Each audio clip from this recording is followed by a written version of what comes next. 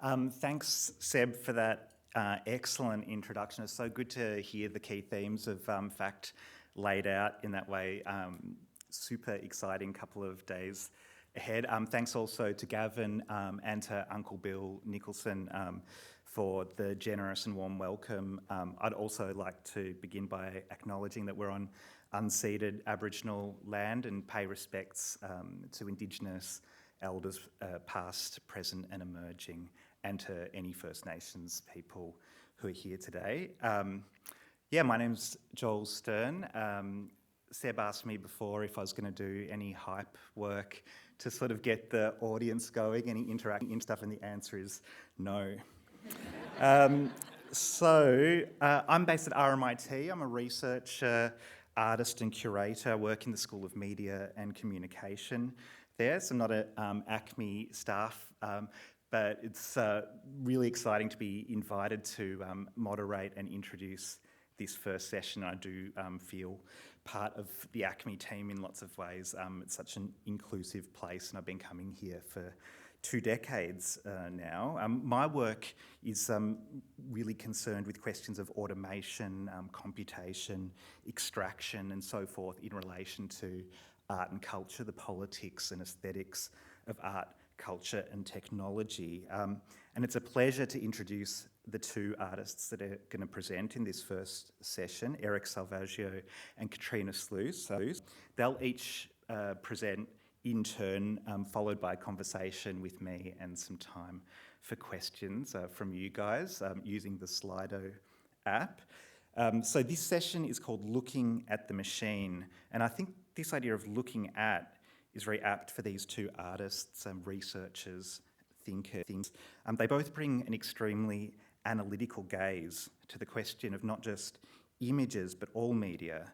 And obviously in the digital ecologies that we'll be discussing today, the distinctions between mediums, modalities and senses are more fluid than ever. So we shouldn't be surprised in these presentations to see the topic veer away from images into questions of sound, text, space, and all manner of terrains in between. But to just return briefly to the idea of the analytical gaze, this is about a way of looking or a way of seeing, as John Berger famously put it. And Katrina was a bit annoyed that I got my John Berger reference in before her, but that's the privilege of the person who does the introduction. But Katrina's Berger reference will be more sophisticated and substantial. But the idea, of the way of seeing is that you almost look through rather than at the image, no matter how aesthetically compelling that image may be, so that the image becomes a portal into its own underlying structures, infrastructures, and social and political and technical construction, and so on. And we really couldn't ask for 2 better people to lay this out for us. Eryk Salvaggio is a researcher and media artist. His work explores emerging technologies through a critical lens. And recently, like many of us in the room, I imagine he's been thinking about generativity and artificial intelligence, and especially about how the narrative mythologies of these technologies stack up against their actual impacts on social and cultural ecosystems. Eryk's research blog, Cybernetic Forests, is one of the best things on the internet, in my opinion. It's filled with critical writing, artistic experiments, and he describes it as a space for sifting through the techno-social debris. And Eryk's going to be talking about noise and the information economy. His talk is called The Age of Noise. Katrina Sluis is a researcher and curator whose work is focused on the politics and aesthetics of art and photography, especially in computational culture. She's done many amazing things over the course of her career so far, but I think it's worth especially noting the extraordinary range of projects and artistic collaborations that Katrina instigated in the role of curator at the Photographers Gallery in London throughout the 2010s, which made a crucial contribution to shifting the discourse on photography in relation to what were emerging contexts at the time, like machine vision, synthetic imaging, net culture, and so on. Katrina is based in Canberra, where she's head of photography and media arts at ANU, and also co-convenes the Computational Culture Lab. She's going to talk about what images are today in this moment of extreme technological acceleration and what this might mean for the agency of artists and institutions. And the talk is called Beyond AI FOMO, right? So, okay, so we're going to have Eryk up first for about half an hour, then Katrina for about half an hour, and then all of us here in conversation. So please welcome Eryk Salvaggio.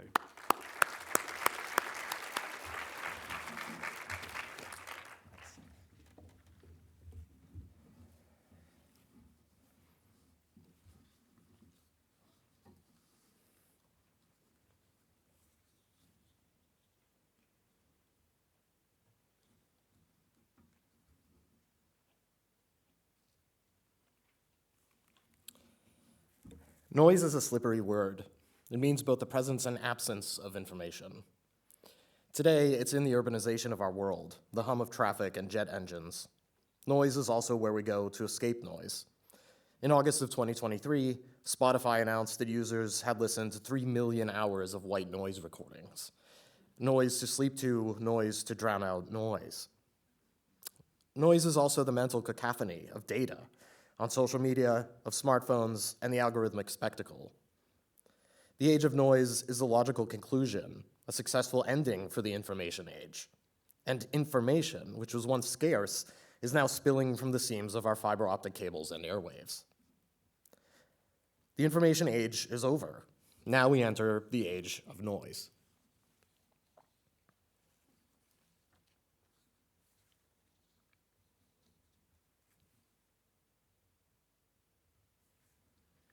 We pin the information age to the invention of the transistor in 1947.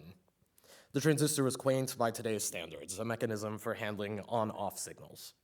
Engineers built pathways through which voltage flowed, directing and controlling that voltage in response to certain inputs. We would punch holes into cards and feed them to a machine, running light through the holes into sensors. The cards became a medium, a set of instructions written in the language of yes and no.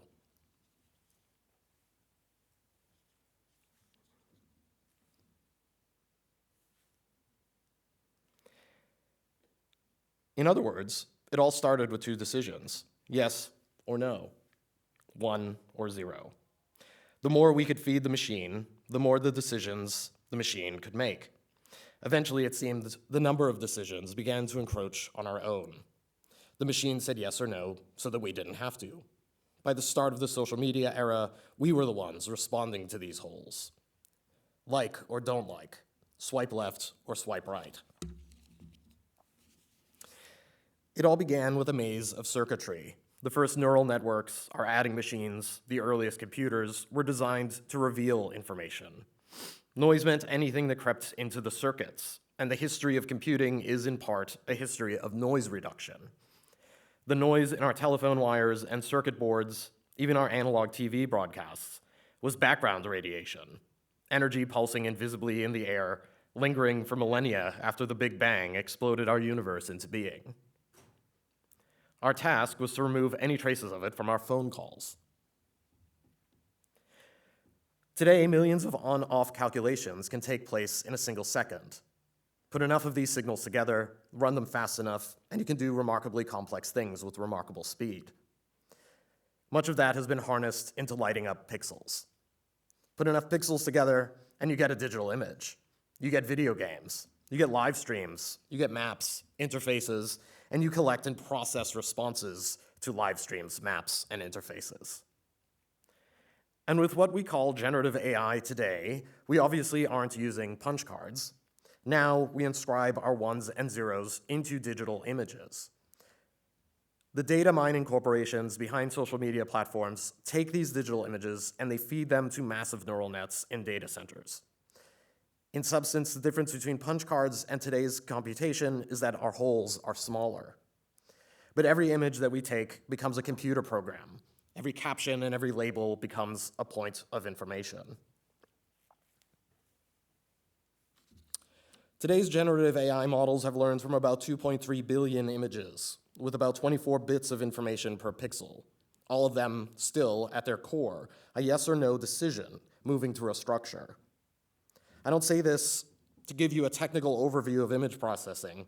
I mention it because the entirety of human visual culture has a new name. We used to call these collections archives, or museum holdings, or libraries. Today, we call them data sets.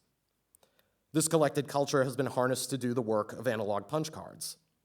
And these cards, these physical objects, were once stamped with a warning: do not fold, spindle, or mutilate. Our collected visual heritage in its digital form carries no such warning. We don't feed our visual culture into a machine by hand anymore, and the number of decisions that we have automated are so large that even the name is ridiculous: teraflops. We upload images to the internet, pictures of our birthday parties, our weddings, embarrassing nights at the club, not so much me anymore, our drawings, our paintings. These personal images meant to communicate with others are clumped together with other archives. Cultural institutions share a wealth of knowledge online for the sake of human education in the arts, history, and beyond. And in training an AI model, all of these images are diffused, a word that is so neatly parallel to this diffusion of unfiltered information that we surround ourselves with. And for once, it's a technology named in a way that describes what it actually does. Diffusion models actually diffuse. This word means what it says. It dissolves the images, it strips information away from them until they resemble nothing but the fuzzy chaos of in-between television channels. Images are diffused into noise. Billions of good and bad images all diffused into noise for the sake of training an artificial intelligence system that will produce a billion more images. From noise into noise, we move from the noise of billions of images taken from our noisy, data-driven visual culture, isolate them, and dissolve them into the literal noise of an empty JPEG, to be recreated again into the noise of one more meaningless image, generated by AI among the noise of billions of other images, a count of images that already overwhelms any one person's desire to look at them. The information age has ended, and we have entered the age of noise.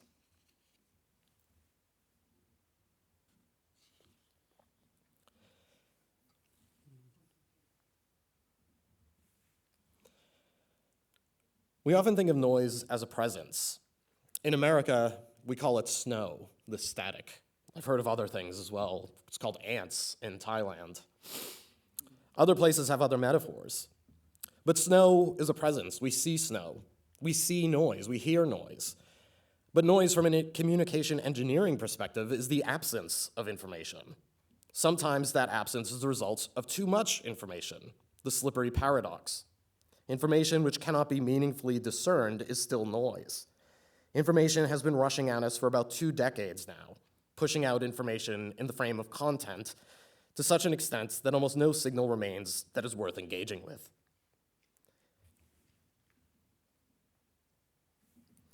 Here's a map of the internet, visualized 20 years ago. Since then, it has only grown, today becoming a disorienting flood of good and bad information coming through the same channels. And what we are calling generative AI is the end result of a successful information age, which in just 24 years has rewritten all cultural norms about surveillance, public sharing, and our trust in corporatized collections of deeply personal data. Server farms mined this data through regimes of surveillance and financialization. The guiding principle of social media has always been to lure us into sharing more so that more data could be collected, sold, and analyzed. They've calibrated the speed of that sharing to meet the timescales of data centers rather than human comprehension or our desire to communicate. And all this data has become the food for today's generative AI. The words we shared built ChatGPT, the images we shared built Stable Diffusion. Generative AI is just another word for surveillance capitalism, taking our data with dubious consent and activating it through services it sells back to us. It is a visualization of the way we organize things, a pretty picture version of the technologies that sorted and categorized us all along. Instead of social media feeds or bank loans or police lineups, these algorithms manifest as uncanny images, disorienting mirrors of the world rendered by a machine that has no experience of that world. If these images are unsettling because they resemble nothing like the lives they claim to represent, it's because that is precisely what automated surveillance was always doing to us. The internet was the Big Bang of the information era, and its noisy debris lingers within the Big Bang of generative AI. Famously, OpenAI's chatbot stopped learning somewhere in April of 2021. That's when the bulk of its training was complete, and from there, it was all just fine-tuning and calibration. Perhaps that marks the start of the age of noise, the age where streams of information blended into and overwhelmed one another in an indecipherable wall of static. So much information that truth and fiction dissolved into the same fuzz of background radiation. I worry that the age of noise will mark the era where we turn to machines to mediate this media sphere on our behalf. It follows a simple logic. To manage artificial information, we turn to artificial intelligence. But I have some questions.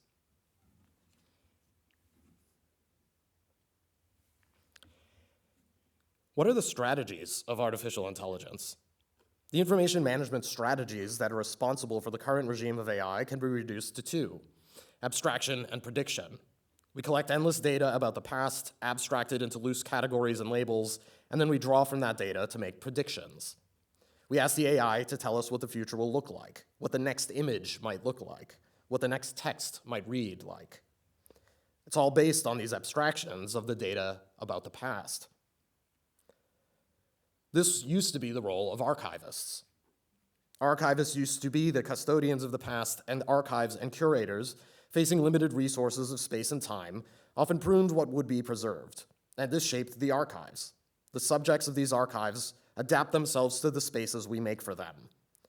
Just as mold grows in the lightest parts of certain film, history is what survives the contours we make for it. We can't save everything, but what history do we lose based on the size of our shelves?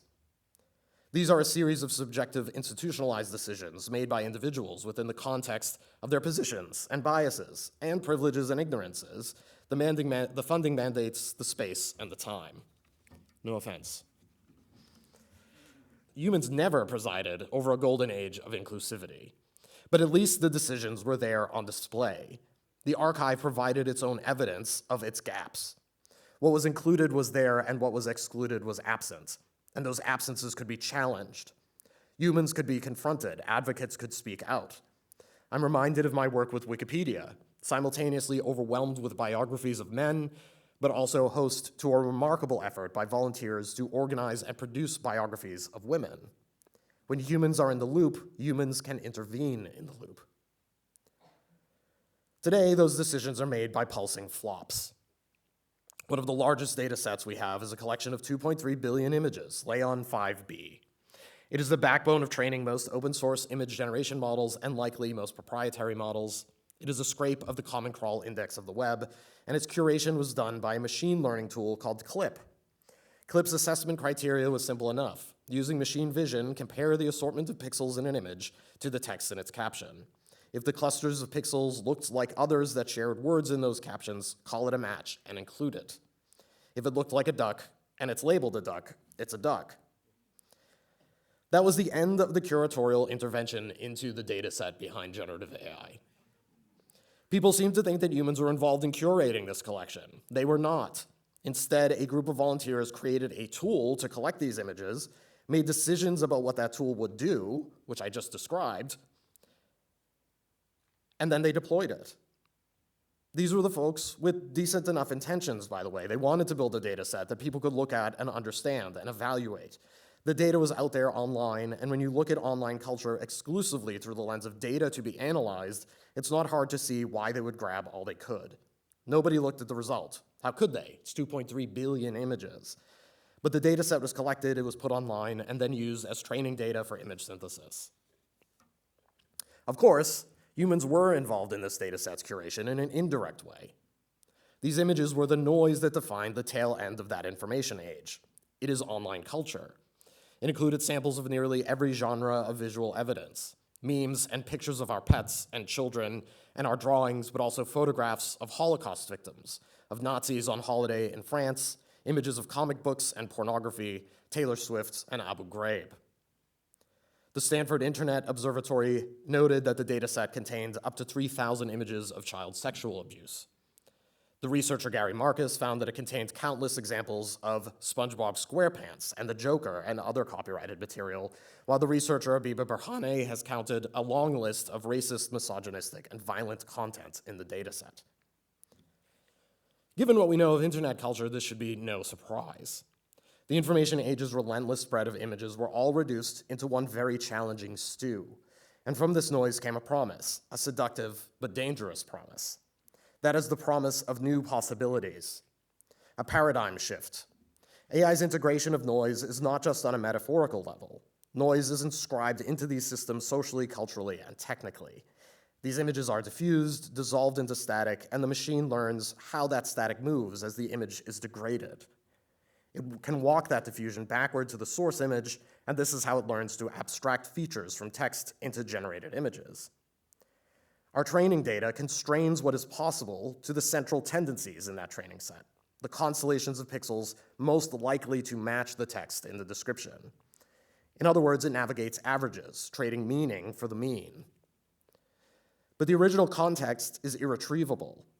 It reminds me of what Don DeLillo writes in White Noise, that the world is full of abandoned meanings. Meanings emerge from relationships. Words in a dictionary don't tell a story until they are arranged in certain relationships. And this is why memory matters. There is something disturbing to me about reducing all of history to a flat field from which to generate a new future. There are echoes of colonialism there. To take history, erase it, and rewrite it in the language of new potentials, opportunities, prosperity, without deferring to those who built its foundations. AI offers us a possibility of what? Opportunities for who? Prosperity for which people?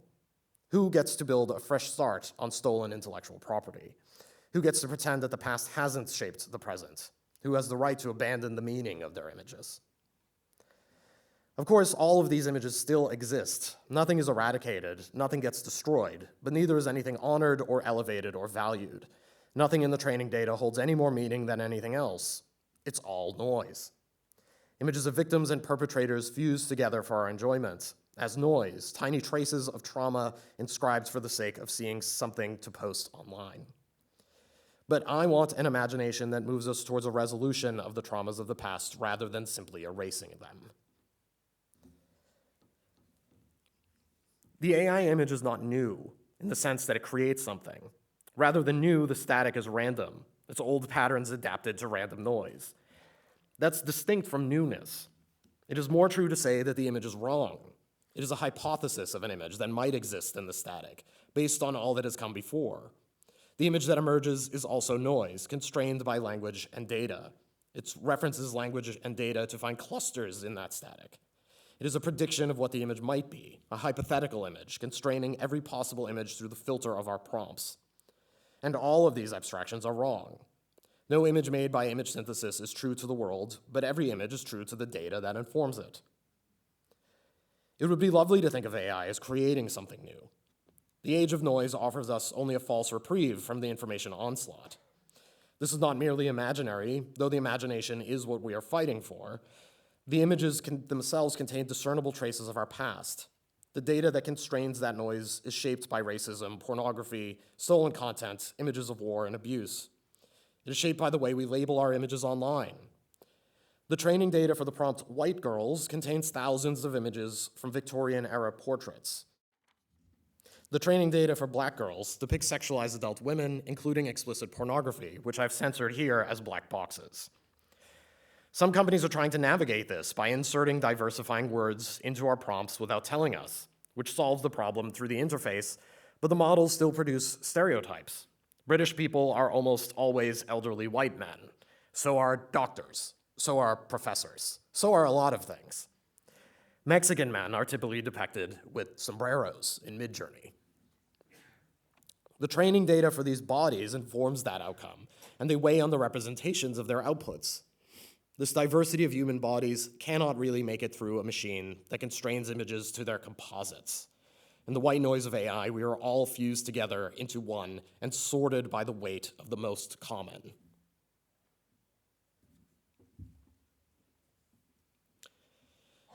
And today, all of these training data sets are offline. We can't look at them. We can't analyze them or figure out what's in them, figure out the biases that are shaping the images that come from these products. We can no longer examine them for their traces. We can't study their genealogies. The AI image is dressed up as dreams or imaginations of machines, but few dream of their own overt sexualization or a dehumanization into racist caricature. Humans have biases, but humans also have a consciousness. We work to raise the consciousness of people. You cannot raise the consciousness of a machine. So we must raise the consciousness of those who designed them. We must intervene in the shape of the data sets, and we must propose new strategies beyond reduction and prediction to counter the hostility of building a future from the reduction of history into an infinite automated remix.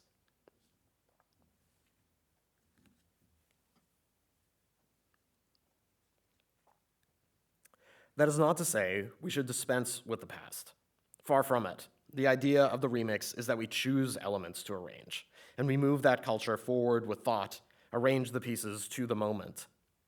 The remix is not random pastiche, it is a thoughtful engagement. AI images are not a remix. They are the constraint of random noise through prediction. They don't engage the past or understand it. They reanimate it like a seance, but then they lie about what the ghosts tell us.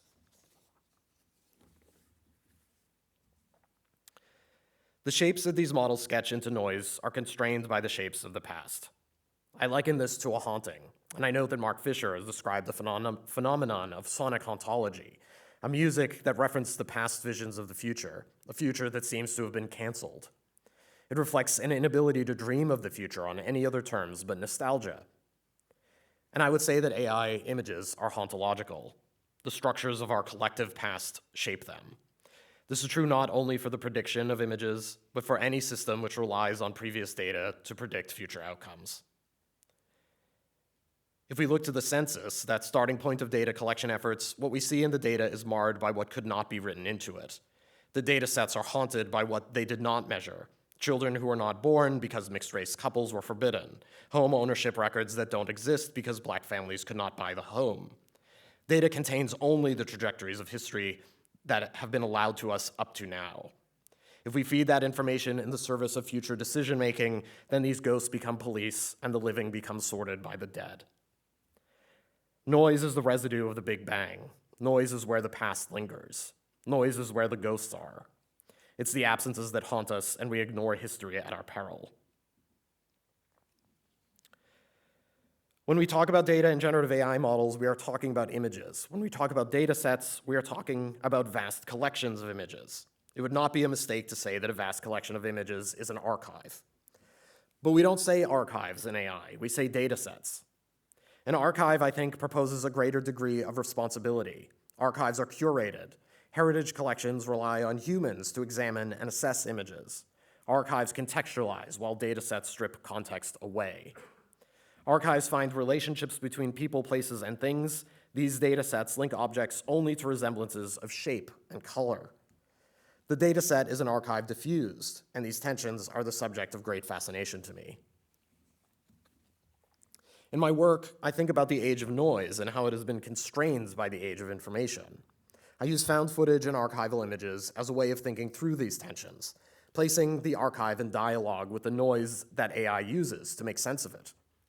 In my work with AI, I've begun to think through this diffusion, selecting elements of visual archives and placing them into a tension site, marked by generative AI models that I've tricked into circumventing training data, generating abstract patterns. Glitches like this allow me a way to escape the constraints of data-driven abstraction and to pursue some version of uncharted possibility from inside this tension of static and definition. I want to see if new languages emerge. I want to know what the avant-garde can be in an age when noise is mainstream. I'm visualizing this liminal space between archive and datafication, between home movies and prompt injections. I'll be honest, I don't know if I'm resisting or embracing AI by hanging out in this space, by thinking like a diffusion model. But I'm working alongside it and within it in a bid to understand it as best I can. In 2023, I was invited to present some of my methods for hacking AI art systems to the largest hacker convention in the world, DEF CON 31, As part of a very surprisingly White House-backed AI village, I did not know that Joe Biden would be involved in a hacker convention when I said yes. I was able to share and learn some strategies to make work that the tools weren't designed to make, most notably asking it to generate images of noise. It actually can't do that. It's not the way they're designed. They have to strip noise away from the start point of noise in the direction of a prompt. So if you ask it to give you noise, it's constantly trying to remove noise, and it gets stuck in a feedback loop that generates these kind of abstractions.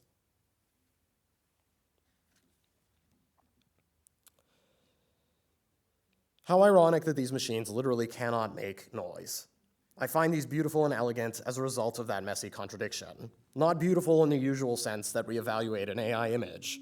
There's none of that pristine lighting or supermodel faces pulled from composites of all supermodels and all lighting techniques. They're the residue of a system that has been set adrift without data about the past. It's a rendering of an image from a machine that has been told, you don't actually know anything. Swim is a work from this year that I created while trying to visualize all of these ideas, of information from the archive dissolved while shaping the future, the past stretched out endlessly into the present until it is perceived as something new. In Swim, a swimmer from archival footage frolics in a pool, now transformed into animated frames of an AI-generated glitch. Over the course of 9 minutes, the footage is dissolved, as is all training data, to be quantified and linked to words. Swim is a description and a prompt. The archives used to be where history went, and now it is where the future is made. Here I've blended the resulting noise with a real body, a body from the archives, the image of a swimmer. I'm well aware to the presence of the male gaze in this footage. The swimmer is a body being analyzed, studied, traced, and this film was labeled in the archive as a form of erotic entertainment. The male gaze moves into automated form, enacting all the leering but at a remove. The analysis of the body in the archive is what makes deepfake pornography possible. If we want to look at bodies and AI, we look at them through the historical gaze, itself a masculine gaze. And yet, this swimmer, in the midst of this surveillance, in the midst of being dissolved, in the midst of being translated into media, strikes me, quite simply, as enjoying herself. I don't know, of course, but a part of me longs for that weightlessness, that ability to move freely while submersed in what might, in any other context, drown us. This work is a critique of AI, but it's also a hopeful refusal of my worst fears about these systems and their relationship to creativity. That is, that our technosocial future reflects AI's technocultural forms. If so, we can use these tools to push back against their logic, to reveal what is concealed by the interfaces and the language and myths of AI, to surface what swims in the archive beneath the prompt in all its messy, contradictory human complexity. I'm often asked if I fear that AI will replace human creativity, and I don't remotely understand the question. Creativity is where agency rises, and as our agency is questioned, it is more important than ever to reclaim it through creativity, not adaptability, not contorting ourselves to machines, but agency, contorting the machines to us. I fear that we will automate our decisions and live out variations of past patterns based on the false belief that only repetition is possible. Of course, my work is also a remix. It has a lineage. It's a Namjoon Paik, who famously quipped, "I use technology in order to hate it properly." And this is part of the tension, the contradictions that we're all grappling with. I'm trying to explore the world between archive and training data, between the meaningful acknowledgement of the past and the meaningless reanimation of the past through quantification. Archives are far more than just data points. We're using people's personal stories and difficult experiences for this. There's a beauty of lives lived and the horrors too. These images are more than data. There is more to our archives than the clusters of light-colored pixels. Our symbols and words have meaning because of their context and collective memory. When we remove that, they lose their connection to culture. If we strip meaning from the archive, we have a meaningless archive. We have 5 billion pieces of information that lack real-world connection, 5 billion points of noise. Rather than drifting into the mindset of data brokers, it is critical that we as artists, as curators, as policymakers, approach the role of AI in the humanities from a position of the archivist, historian, humanitarian, and storyteller. That is, to resist the demand that we all become engineers and that all history is data science.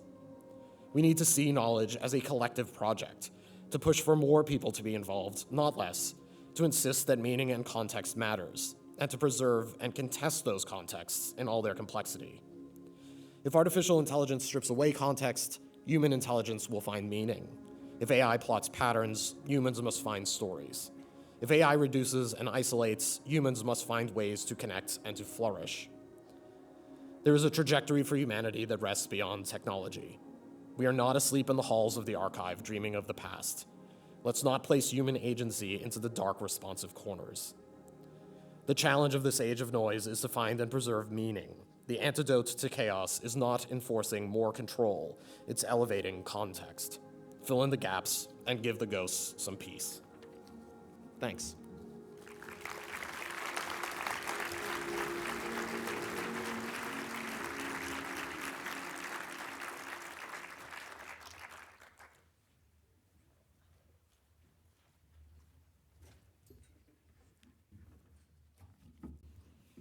Whoa, thanks, Eryk. Wow.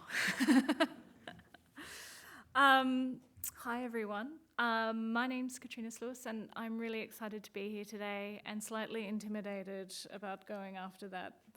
And today I'll be talking about AI FOMO and thinking through some of the things that Eryk has been talking about and how it then plays out in a kind of museum and cultural context. And I'm very aware that there's a lot of anxiety around this moment. We're constantly being berated that we need to get on the AI bandwagon. There is already a sense, especially propagated through museum and technology conferences, that museums are left behind, and we now need to look to this new technology such as big data. It was 5 years ago, now it's AI, and we need to think through how we can reconfigure the museum in relation to our audiences, because let's face it, expertise has left the institution and fled, and we need to catch up with the big boys in Silicon Valley. But before we get excited about moving fast and breaking things, I think as we've sort of heard, that this is a moment of a radical reconfiguration between the relations of seeing and knowing. And it's not just some fancy tools that are going to change Photoshop, but actually, as we've heard, strikes to the core of how we make sense of the world and communicate both our past and our future. And here's my token John Berger slide. This is, one example of where, in this paradigm, we've heard the relationship between the model and the training data becomes this radical tension. And here we have, in the field of computer vision, John Berger's BBC production, a snapshot of it being two different models being trained on two different data sets and how they perceive what they're viewing on screen. You'll see that depending on whether it was grounded in the sort of West Coast culture of Silicon Valley or not, then fish might become burritos and other sorts of things. So we've just heard, there is this reconfiguration where older models of understanding and seeing the world are being radically reconfigured at the back end. And this is a shift from an optical or indexical regime in which we would be pointing cameras at the world and there would be at least some kind of preservation of the light falling on the sensor, imprinting it with something of nature, to a kind of simulation of that through a kind of stochastic process of pattern and randomness, as we've just heard beautifully by Eryk. And so we're in a situation where museums and galleries are still thinking through the legacies of 20th century media, within a kind of computational culture that's in the process of cannibalizing it and operationalizing it as a lure for various kinds of new forms of value and sociality. And my colleague, Andrew Dewdney, has called upon us to even forget photography, as photography is an old 20th century word that is actually concealing our ability to make sense of the present moment and conceals a kind of back end of datafication, which does call on the history of photography as a kind of scientific instrument of rationalism, of classification, but is intensively animated in this moment as a kind of simulation. Whilst we've heard earlier the Mark Fisher reference to hauntology, Andrew calls it a zombie. So how are cultural institutions sustaining this image of the zombie, and should we be slaying it? So there is a kind of question here of what is currently emerging and what's the language and the tools we should be using to actually engage with this new moment. And there has been many, many different attempts to kind of theorize what's happened since the massification of of photography, when the camera converged with the computer and the phone, and what that might mean for questions of cultural value and the very terminology we use to understand this. So, we are in an unstable moment. We still don't have the terms to understand it, and that's okay. We don't need to rush through and pretend as institutions we know the answers and retain our cultural authority. So, of course, at the front end, you have a simulation of historical photographic culture or painterly culture, depending on what you're generating. And of course, as we've heard, this actually is a kind of iceberg where the tip is the image and it conceals a back end of complicated resource extraction. And of course, we've been hearing a lot about that recently, about communities having to compete for local water with Microsoft in Iowa, and the kind of geopolitics of water. Sam Altman saying, don't worry, we can geoengineer it out until we can find a solution. But this is really happening right now, just as climate change or climate collapse is happening as we speak. And we've been reading about this week in the news the potential collapse of the AMOC weather system, which will completely reconfigure the planet in relation to climate tipping points. So this is all happening at a moment of climate emergency, which is happening in the present. Of course, this also requires human labour. Astra Taylor calls it photomation rather than automation, where there is often a human in the loop, but they are the ones being paid a cent or two or not at all to label this data, if we think about the age of machine vision, and if we think about now in terms of the age of general models, correct the model and intervene in it. So because these models are beyond repair, the human in the loop is there to correct it, to make sure the output does not offend given its original training data. We also have a kind of crisis happening of the commons, as we've heard. Museums and galleries, of course, have been great supporters of Creative Commons over the years, and the sense that sense of open culture. And of course, this has created another crisis of open culture about what does it mean to share, and how do we understand that whilst we were all encouraging our audiences to upload pictures on Flickr, that their children are now, images of their children are now in training data used against minorities in China and other places. So there is a kind of crisis of what open means and what a progressive open knowledge system might look at an age of data colonialism and extraction. And as this quote by Dwayne Monroe says, you know, the tech industry has hijacked the commons that is freely available, is a term I see in computer science papers often, and then rents us access to what should be open. So in the case of poor photographers and my poor photography students, they are now, their future is to be producers of authentic training data, and then as consumers of the software which their data has been trained on.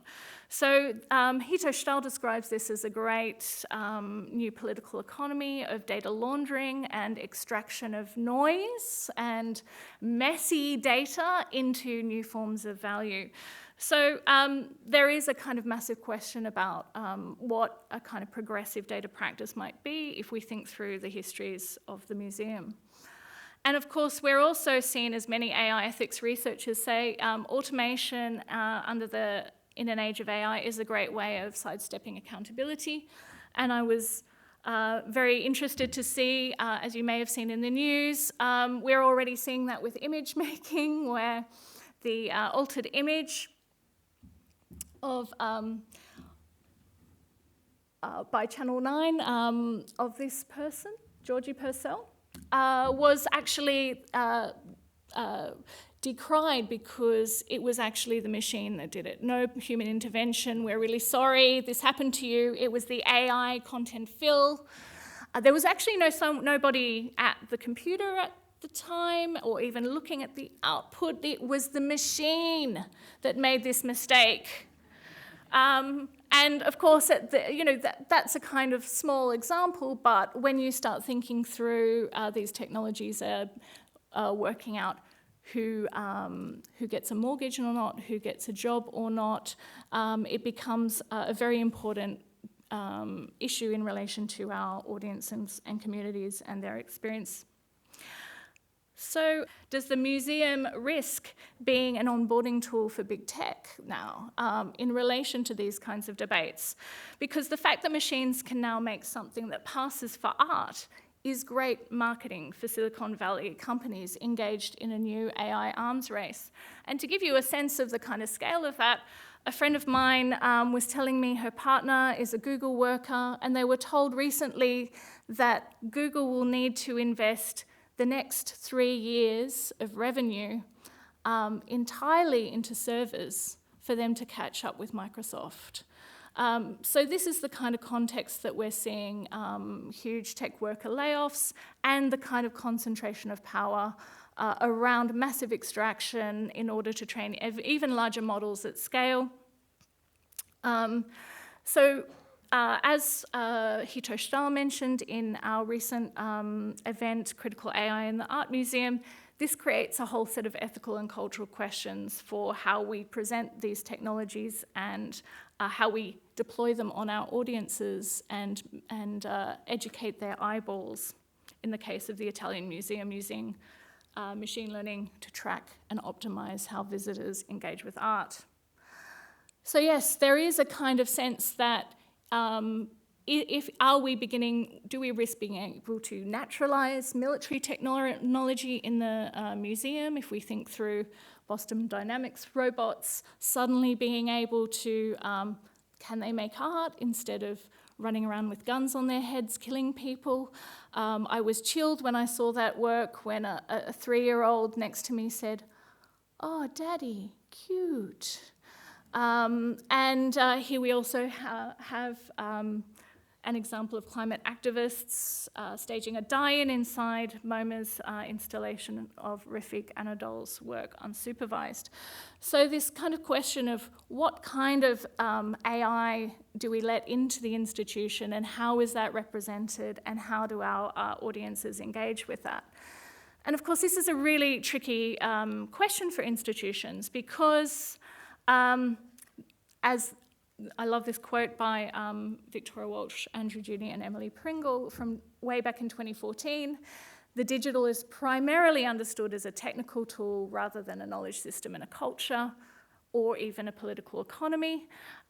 So what this creates is a scenario where it's very confusing, and different parts of the institution model the digital very differently, making it very incomprehensible how we might work differently using different kinds of methods in the institution, because often what one person means by the digital or AI now can mean very different things depending on the department. So the development team sees this AI moment generally as a new source of patronage. Why aren't we doing a project with Google? It'll bring in lots of money. It'll be fantastic. These sorts of things have been said to me before. The executive team are very excited. We need to be doing AI. We will be really contemporary.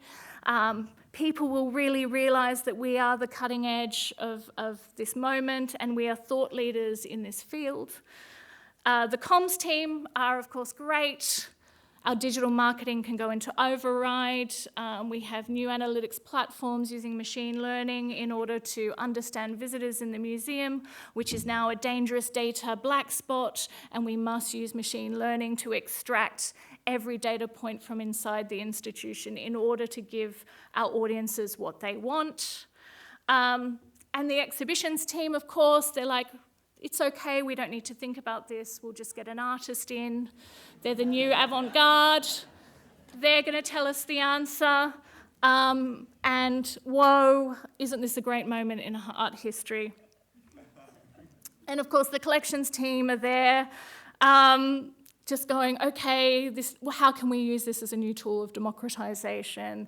How could we rethink the metadata? How could we be thinking through this? And of course, I've missed the poor education team.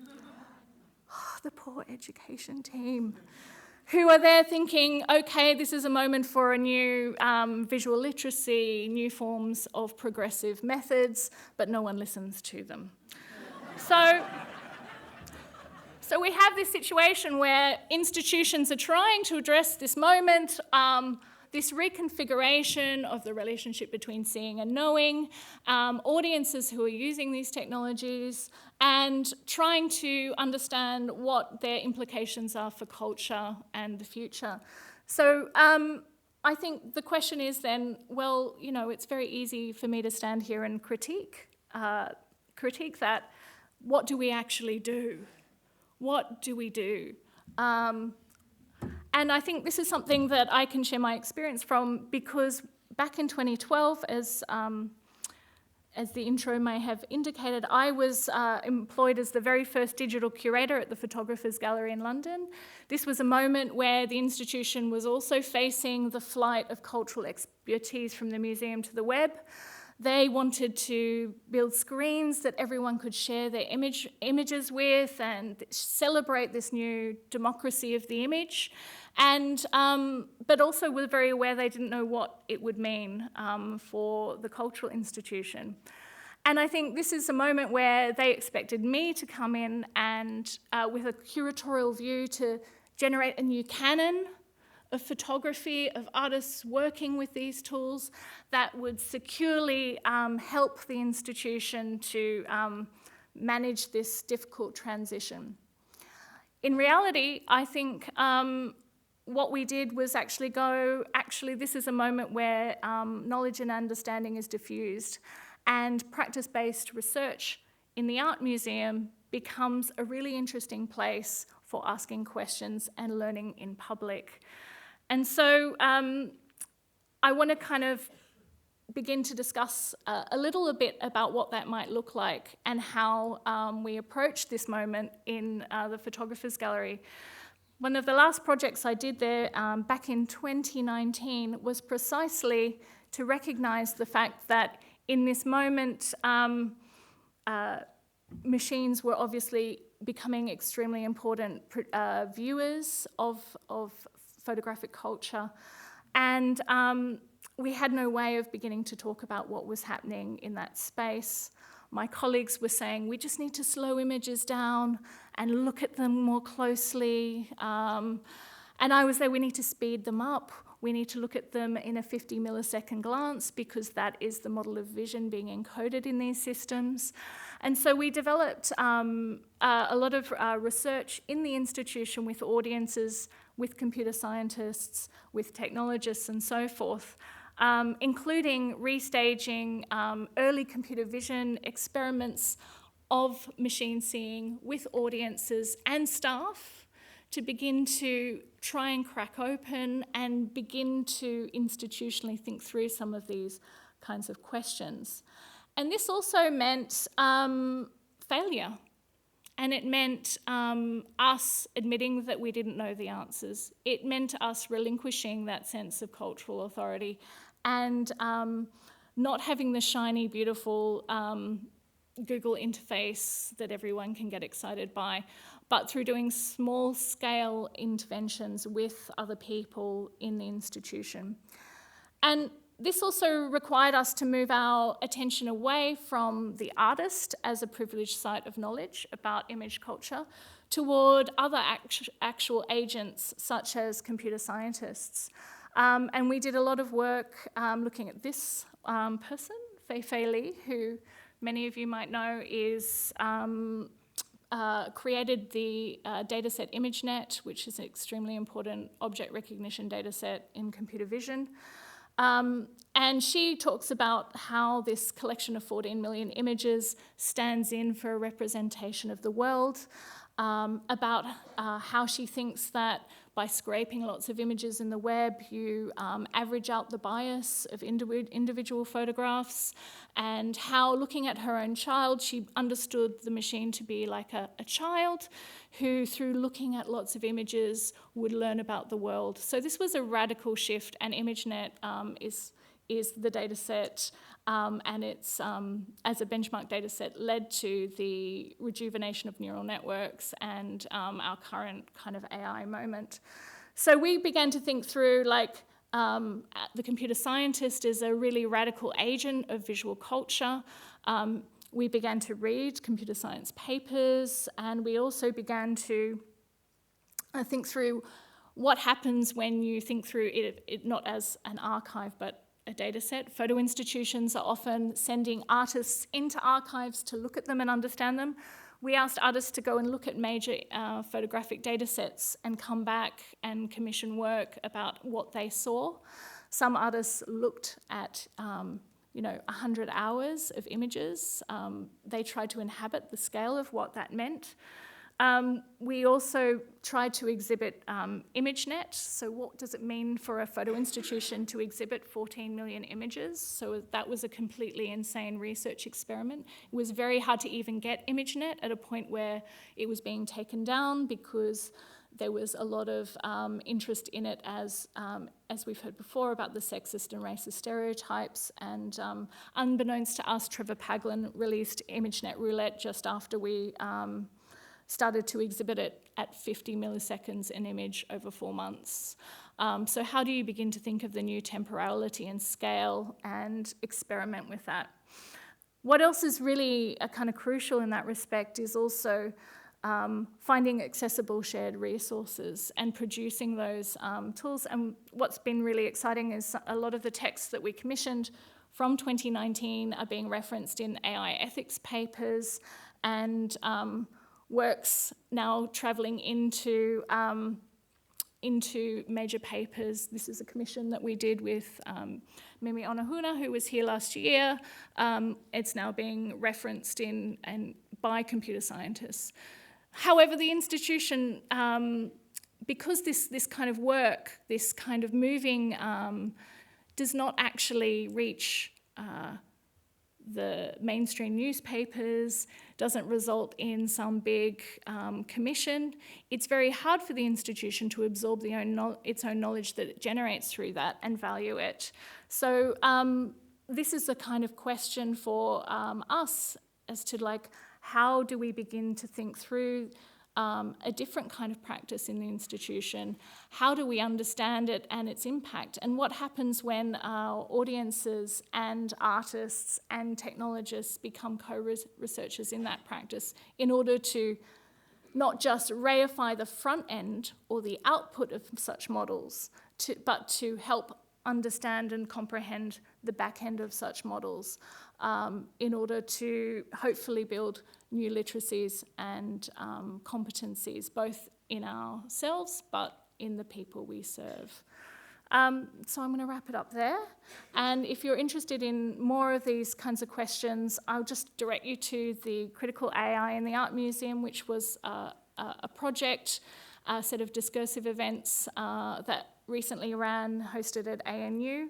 There's an archive of all the talks and papers, and you're welcome to read some of those resources and thinking through what this kind of moment might be in relation to our programming and our cultural strategy.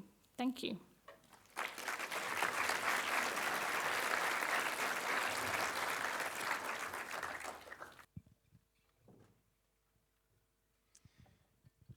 All right. Can everyone hear us okay? Yeah. God, those were two amazing presentations.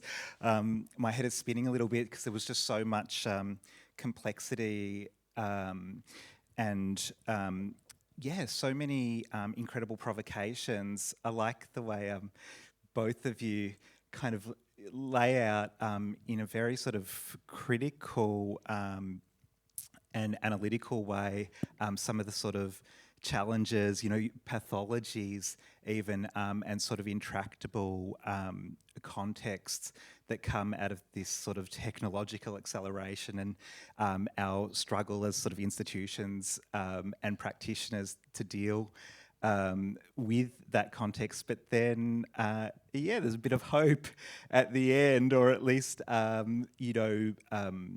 this confronting of the question of what might a progressive data practice be in this context. And, so in both of your presentations, there's a tension between kind of critiquing, reflecting, and on some level embracing AI. And Eryk, you said something that I thought was super interesting, which was that creativity and agency is about forcing the machine to sort of contort to the shape of the human rather than sort of reshaping the human in the form of the machine. And I wondered if both of you might just sort of reflect on this question of sort of agency and contortion. Can we reshape the machine, especially, in an era where sometimes we blame the machine, for indiscretions that, with sort of this governance by no one often means sort of no accountability. But what does it mean to contort the machine rather than contort ourselves? Maybe you start, Eryk. Okay, the mic works, great. I would say I'm always thinking about these machines, and we have this phrase, the black box. And I think that so often the black box is just sort of like where people want to stop explaining things, more so that there's any sort of real mystery as to how these systems work. If you look at them from the point of like, what do they do? Like, what do they actually produce? There's no mystery to that. And so for me, I like to think about what can I get it to do? I'm told that it can do these things. I'm told that it can't do certain other things. There's content restrictions, which are oftentimes valid and worthy of being there, but there's also a strange application of their logic. Women kissing is not allowed on OpenAI, but men kissing is. Don't know why. Those types of things, those types of enforcements are really interesting to me to break and to see if they can break, to see what sort of patchwork bandages they're putting in on these systems. And so to me, it's kind of an exploration. It's a way of saying, I want to do something that, and here is a machine that is designed to do something, but I'm going to ignore what they've told me to do with it. I'm going to ignore the instruction manual, and I'm going to figure out what I want to do with it. I just think it's, I think that's like a fusion of the critical and creative that is really productive for me personally. Super. What do you think, Katrina, about this sort of idea of contortion? Yeah, I think I think what was very interesting with the work we were doing at the Photographers Gallery was seeing how photography was understood and mobilised in this new tech culture of computer vision, now image generation, and so when we were working with it, we were like, well, precisely this question, like, how do you inhabit it? Where does this come from? What is its logic? And you begin to probe it, and you're like, oh, okay, so the amateur photograph is seen as more unbiased than a professional photograph in computer science. Oh, okay. And then, so amateur, and then you suddenly start poking it, and then you're like, oh, and suddenly I'm speaking to someone, Andy Nystrom, who's a guy in Canada, who didn't actually know that the Yahoo Flickr Creative Commons dataset scraped 300,000 images off his Flickr page, and has the honour of being one of the only photographers ever cited in the literature as a contributor to this new regime. So you start kind of pulling on these things and finding people. You suddenly discover data sets by computer scientists of a beautiful photographic project of their child's toys. And you know, the kind of culture of image making that infuses this. And so being able to pull that into the photo institution, that it's not a black box, that these ideas are infused through these different practices and going to these practices, and then maybe taking something from it into the institution, like an early computer vision experiment where people are looking at images for 50 milliseconds and actually going, well, let's not use Flickr photographs, let's use the collection from the institution. How does that change things? What does it mean if the audience is annotating images instead of the machine? Like, what kind of knowledge is produced there? So I think it's, again, you know, the great thing about research in an institution, which is not in the university, is the ability to do precisely these things in ways that are outside of the academy, that are experimental and generative. And I think this is where we all need to go in this moment. That point you made about sort of like getting the audience to annotate images, it brought to mind one of the provocative things that you said in your, you know, very poetic lecture performance, which is that history is now data science, I think, or sort of history can be thought of as data science, and we're all engineers. So, you know, what are some of the implications for thinking of history in those terms? And maybe we can sort of use that to start to get into the question of the archive and the data set and the tensions between the two. Yeah, I mean, I meant that kind of as a warning, because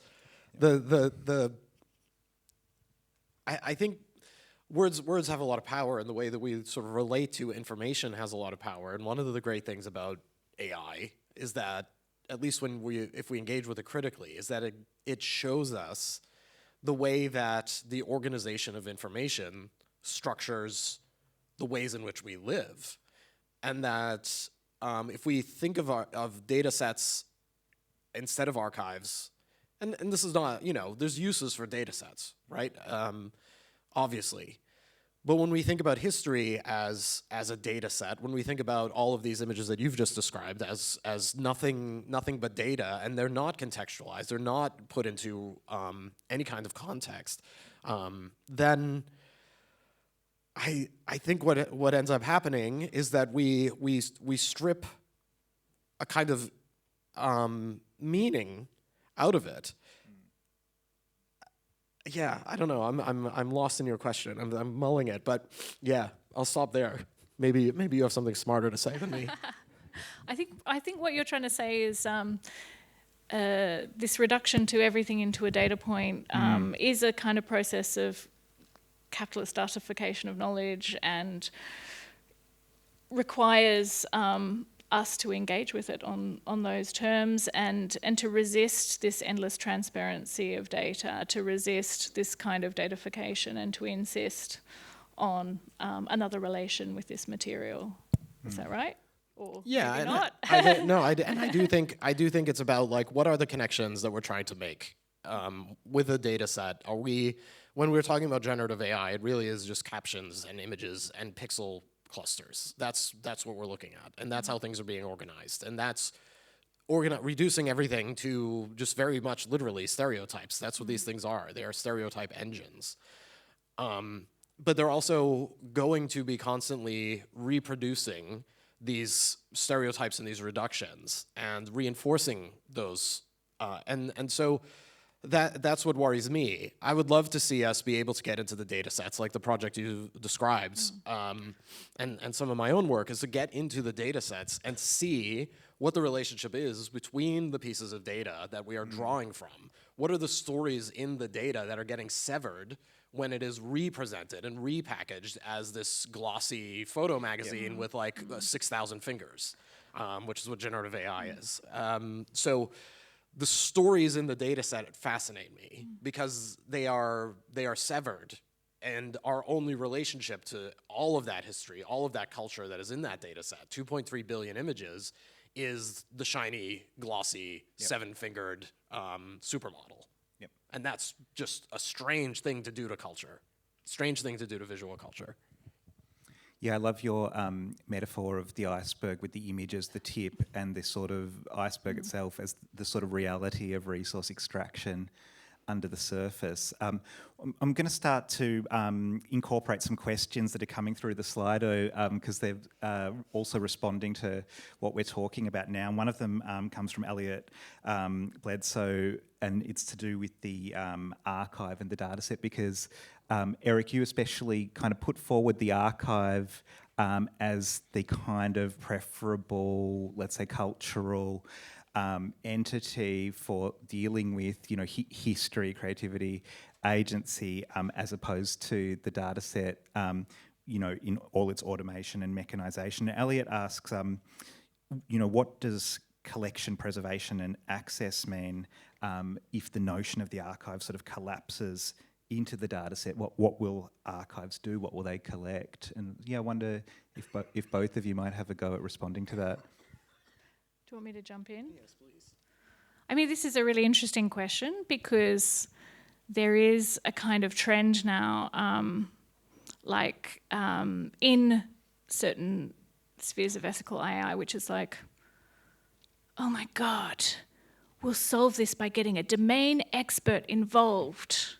And for one example, I was contacted by some engineers who were like, we've got this aesthetic art data set, but what will really be helpful is if someone who really knows what they're talking about annotates it rather than it's unsupervised, scraped, whatever. And of course, then you get into these discussions about, the last 20 years of museum theory going, well, the meaning of the image is not beholden to the curator as the mediator, but is transmedial, it's complex. They're like, no, that is not what we wanted to hear. And another kind of model that's coming up as well is like, oh, well, actually we need archivists and curators and information scientists here to kind of help us with the data set. So the problem with the data set is it's not archivy enough. But of course, the counter to that is, to say that these kinds of methods are not without their own kind of power structures and problems, and suddenly is like the new ground truth of from what we're going to build that, it becomes quite complicated.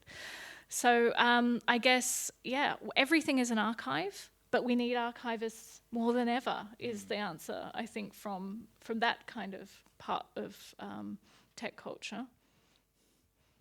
Do you want to add anything to that, Eryk? No. Okay, no worries. We've got so many really good questions. I think implicit in sort of those answers is, a defence of the role of the curator, or at least the thoughtful curator that is kind of engaging the archive, in particularly sort of critical and imaginative ways. And there's a question here that kind of, I think, gets to these tensions of sort of what is the role of curation, especially in a context where automated forms of curation, recommender algorithms and other sort of technological processes are also playing a larger and larger role. Sorry, do you want to? Can I Yes, answer this question? Go on. I love it. I love it. Yeah. I have been following how over the last 10 years, there has been a tendency at tech conferences to tell data analytics people that they need to be more like curators. And at the same time, in the cultural sphere, at least in Britain when I was there, you had reports by Nesta like counting what counts, what big data can do for the arts, where curators are being asked to think a lot more like data analysts. And so there's this kind of weird, this miasma of curating moving in this way and being annexed into the computer lab and then back out again. And certainly when I was at the Photographers Gallery, the chair was always going, this is a moment in photography where we need curators now more than ever. And of course, the cultural sphere completely ignored the massification of photography, and the computer scientists lent into it and said, here is a major grand challenge to visuality. We need to go there and solve how we're going to curate, classify all these images. And what's happened as a result is that we're now seeing automated curation on platforms. How are images to be aesthetically evaluated and classified and valorized on such platforms? Well, we've just scraped a data set called the Aesthetic Evaluation Dataset from photo communities, amateur photo communities who have thankfully ranked each other's work, and we're going to use that as the ground truth data of what makes a good photo, and now we're going to operationalize it. And you see this kind of weird system now where some photo platforms like IM is both a community but also a whole site for the creation of personalized tastes through photographers training the models. So again, it's back to this weird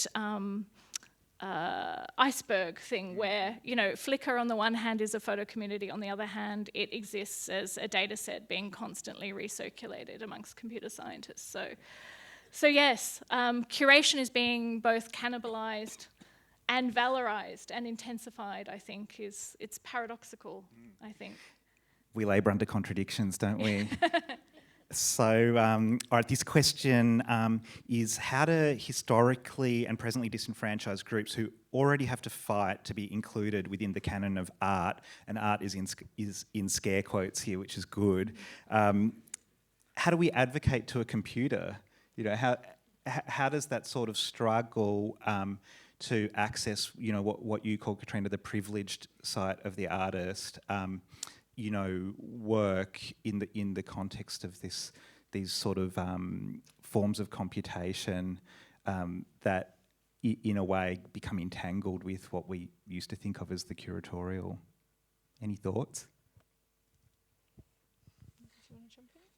I think a lot about the fact that these, I mostly speak from the perspective of generative AI and these sort of mass market no-code tools that are out there and the way that they are shaping things. And I can say that at least with data sets, we don't have access anymore to anything that's informing those. We just don't know anymore. Even the open source ones are offline, and so we don't know.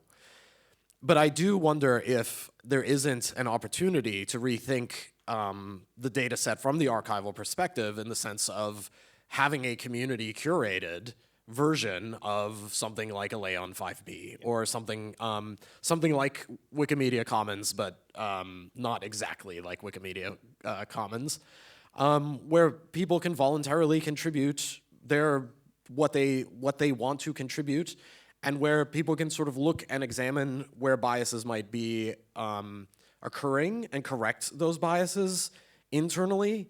I think that transparency and consent are really missing from the conversation around generative AI. And I think that the flip side of that is how much work that puts on folks who are not going to be represented by a data set that is going to scrape 5 billion random images. And so there is opportunities to intervene, but it's the placement of sort of who is responsible for doing that work, for that labor. At the moment, a lot of that labor is just being exploited. But I do wonder, and I wonder if the ship has sailed, because I think so many people would be very reluctant to voluntarily contribute to a data set for something like OpenAI to go ahead and use. But it is one way, and it is interesting to think about like a massive community project like that for such a so-called paradigm-shifting tool.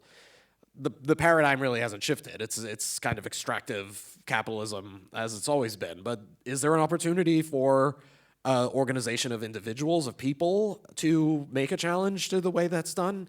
I wonder. And I am optimistic that there is, but I'm pessimistic that we're going to actually do it. Okay.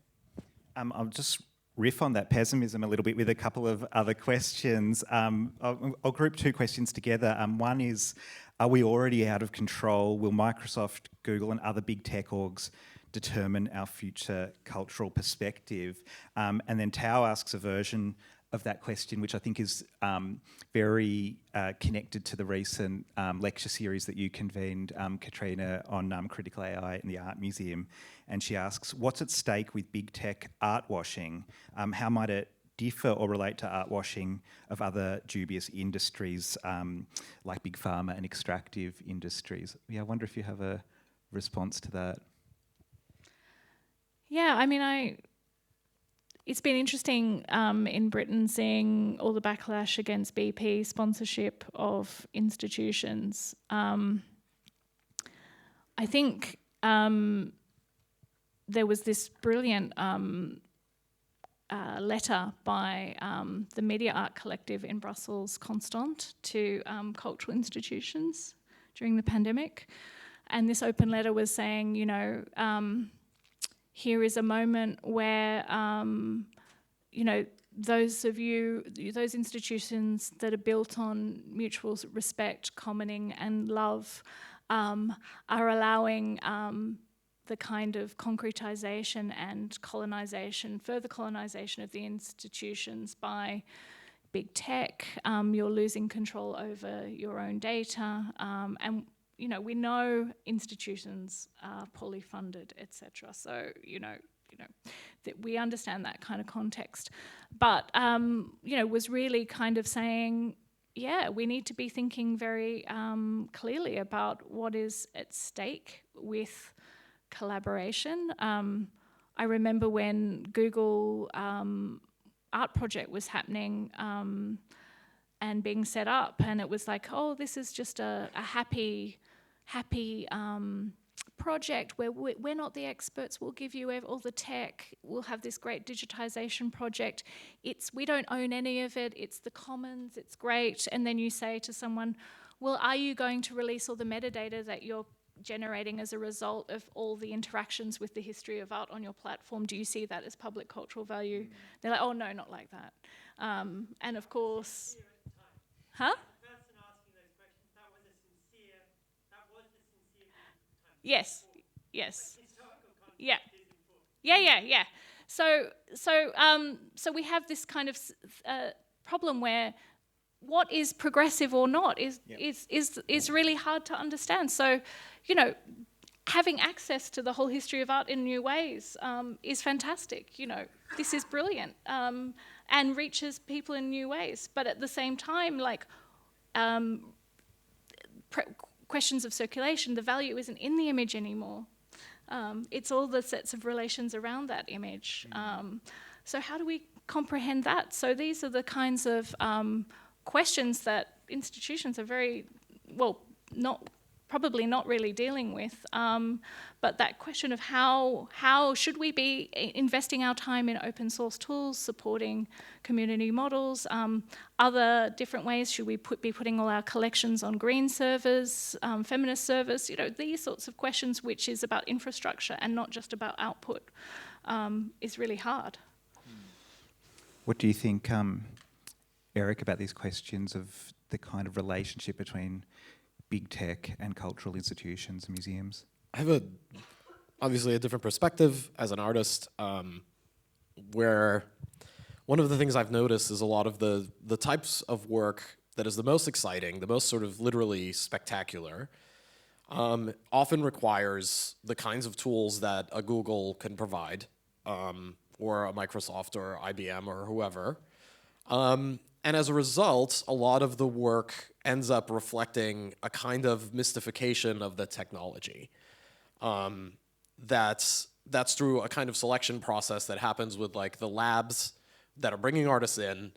That's a lot of the work I see in this kind of AI space is kind of this mystification of the tools, kind of inspiring awe about what AI is and you know, how complex it is.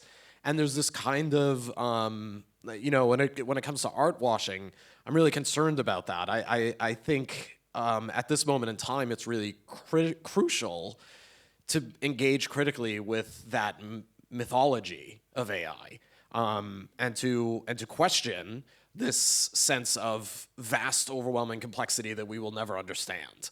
I think that's the opposite direction, and I think looking for work, you know, that's a form of art washing that I don't know if it gets talked about that much, but yeah, that's all I'll say on that matter. Yeah, I mean, we've sort of been talking over recent days about the role of critique, you know, within institutions, and I think demystification might be another way of putting it. One of the questions coming through the Slido is about, you know, whether critique is a kind of gesture that just makes us feel okay about playing with these machines. And, you know, the question also gets to your own work, Eryk, and how you think about the incorporation of the data sets and the images that are kind of extracted into them in the creation of your own work, sort of how you deal with those sort of ethical contradictions that come up. Yeah, one of the things I've learned is that I will be uncomfortable, that while working with these things, there will always be this balance. If I'm trying to understand the systems, then that means I'm going to be paying OpenAI, I'm going to be paying Midjourney, and I'm going to be, you know, talking about AI and how we can make work with it, right? So there's that. There is always that level of tension with complicity with these tools, and I've found that you can say, no, I'm not going to use them, and to me that's actually probably the morally correct position. But it's also, I think, not doing a service to the types of understanding that we really need if we're going to educate ourselves in order to shape the way these tools come about. And so essentially I'm probably too, like, I feel like weaponized my art too much. But I think about that complicity a lot. I recently made a music video where I fused my face with Sam Altman and sang lyrics about tech art and its complicity, and I feel very much like that sums it up. I'm using the tool. I'm paying Sam Altman. I'm talking about AI at a conference, right? Which there's an argument to be made that that's boosting the hype cycle, right? But at the same time, that puts an impetus on me to raise the types of concerns that are really important that many people who could not get on this stage would be hopefully served by me raising, or the work raising. So yeah, I don't know. It's that may be a bit grandiose, but that's how I kind of try to anchor myself in that complicity, is through, well, if I am complicit, then what is my responsibility? Yep.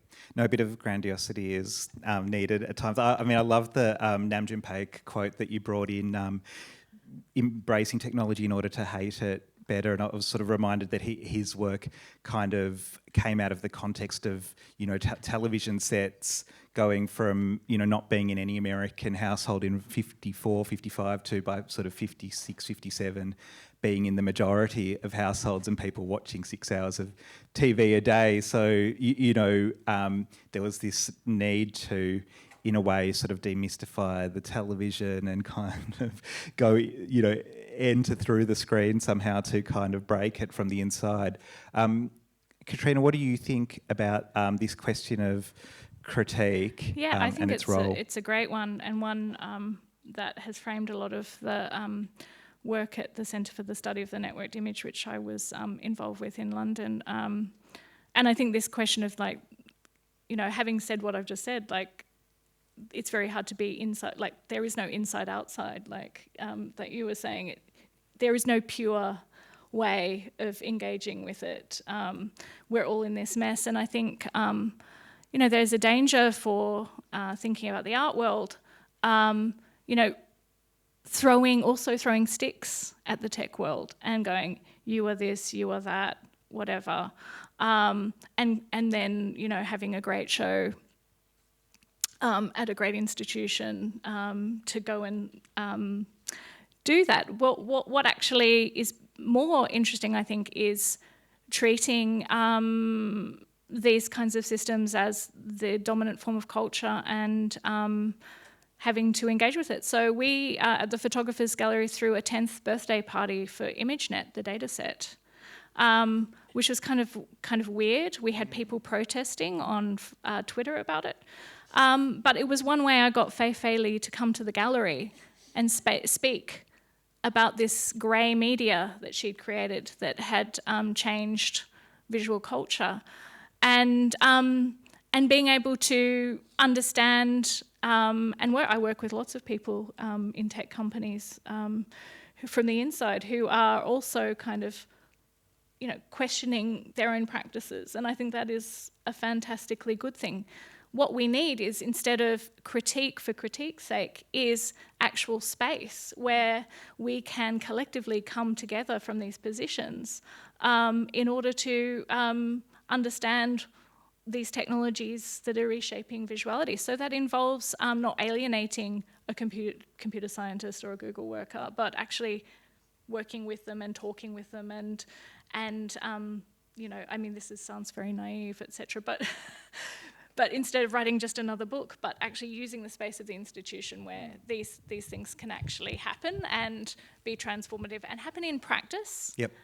Is that what you are kind of calling a critical praxis? Yeah. So the idea of the museum worker being a practitioner scholar, and it not just being the academic who comes in and drops their research in the institution then leaves, but actually is generative from the people working there, is generated by the questions they have, and that the problems that they see, and there is agency and value given to that kind of practice in the institution, because institutions institute conditions of possibility. So, the institution has a role to be able to facilitate a very different way of thinking through and talking collectively, rather than finger waving, I think, about these questions that, ultimately affect all of us.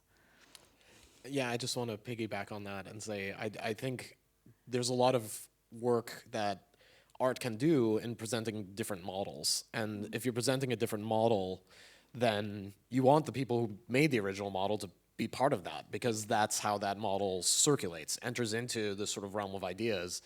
It's well known, right? The science fiction tropes, right? Like Star Trek, all of our technology looks the way it does because of Star Trek, and that's sort of the art arguments. But having worked a lot in San Francisco and putting together shows where artists were being very critical of technology, I also saw a lot of engagement from the folks building the very technology that was being critiqued, either saying I didn't realize this, or maybe this is giving me ideas for something that I can do, and there's complicity in that, but it is also how you build a better system. It's how you get to better systems. That dialogue is so important. So turning our backs on that dialogue, I think, is completely unproductive. Well, that brings us right up to the end of our session. So please join me in thanking Eryk and Katrina